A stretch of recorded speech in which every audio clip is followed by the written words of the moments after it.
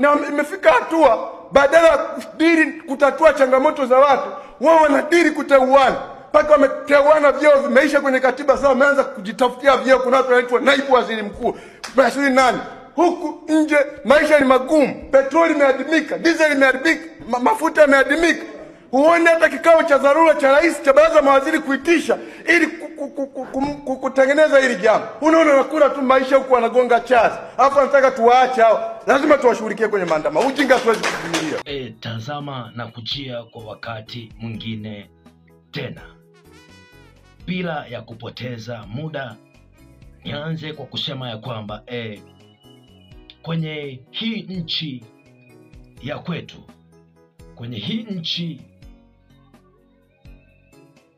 ya Tanzania, ukiongea ukweli, ukiongea mambo ya haki, ukakemea, ukakosoa utawala huu wa Rais Samia Suluhu Hassan kwa nia njema kabisa, kwa nia ya dhati kabisa, kwa lengo la kujenga, tegemea mambo mawili kukupata katika maisha yako. Jambo la kwanza ambalo ni lazima ulitegemee kwa sababu ya kuongea haki, kwa sababu ya kuongea ukweli, kwa sababu ya kukemea, kwa sababu ya kukosoa utawala huu wa Rais Samia Suluhu Hassan, basi tegemea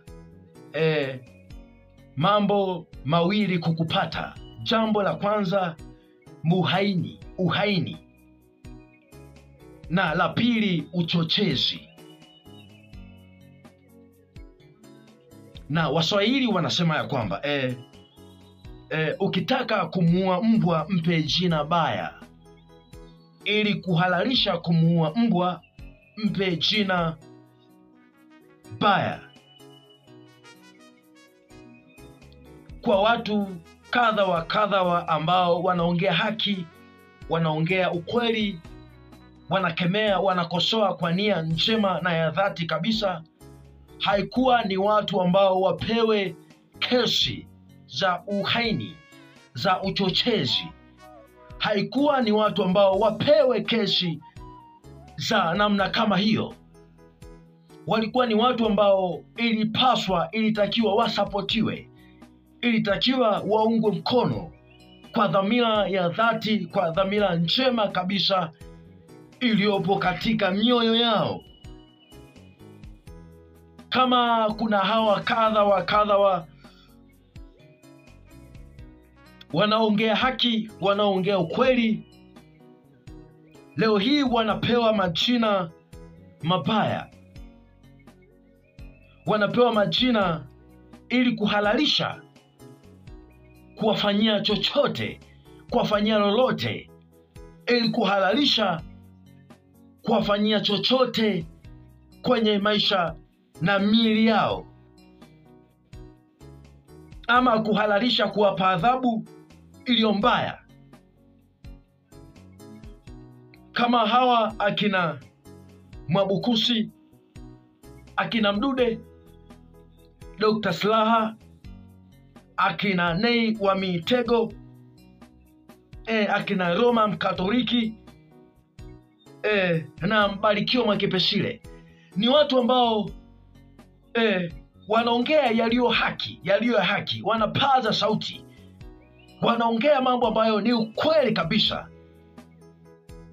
Lakini leo hii kwenye nchi zetu, ukiongea hayo, ukiongea mambo ya haki, ya ukweli, ukapaza sauti, basi utegemee kupewa kesi ya uhaini, utegemee kupewa kesi ya uchochezi. Kwa namna nyingine, kwa lugha nyingine, tunaweza kusema, ukisema ni wachochezi, wakati fulani ni kweli, kwa sababu wanachochochea si watu wafanyane mabaya. Wanachochea ni mema, wanachochea mema yatendeke, wanachochea mazuri yafanyike. Hawachochei mabaya, hawachochei vita, hawachochei watu wale rushwa, wafanye mabaya wanachochea watu wafanye mema, watende mema, haki zitendeke, haki ifanyike, pasipo kutazama cheo cha mtu ama sura ya mtu. Lakini leo hii ni watu ambao wakiongea ukweli, basi ni ukweli ule wa kwamba linikute lolote. Ndio kwenye nchi yetu hii ya Tanzania, ukiongea hayo basi tegemea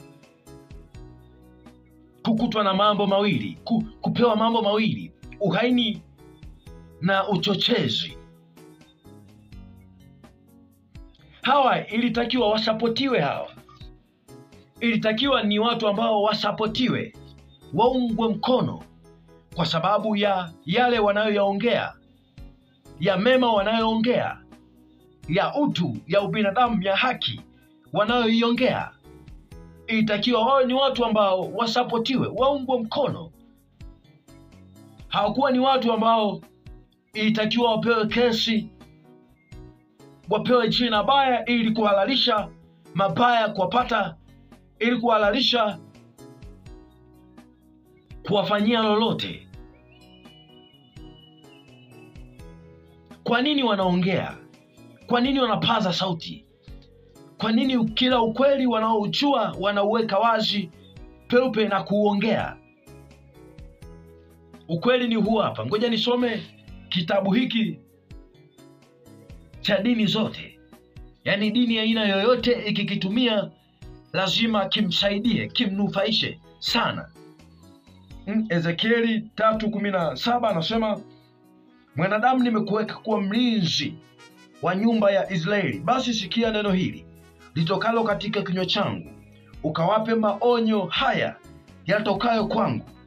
Nikimwambia mtu mwovu, hakika utakufa, na wewe usimpe maonyo wala kusema na mtu huyo mwovu, ili kusudi aache njia yake mbaya na kuiokoa roho yake.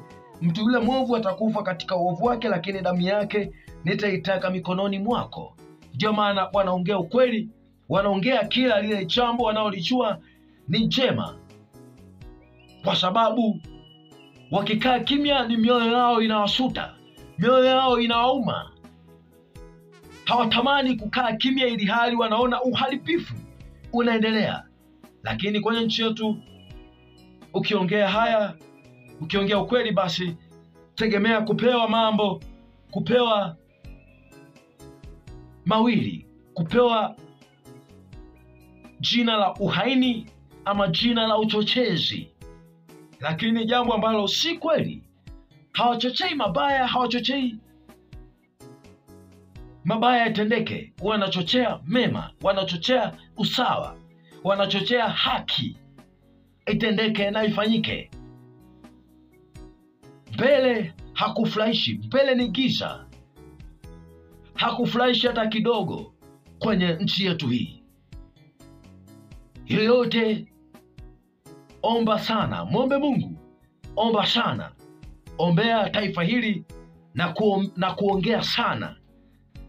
Omba, ongea, omba, ongea, omba, ongea, kwa sababu yajayo hayafurahishi hata kidogo. Yajayo hayaleti matumaini hata kidogo. Mbele hakufurahishi. Mungu, na ulisaidie taifa letu hili la Tanzania.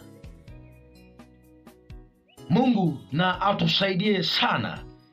Mungu na atusaidie tena na tena na tena na tena na tena. Asante kwa kunisikiliza.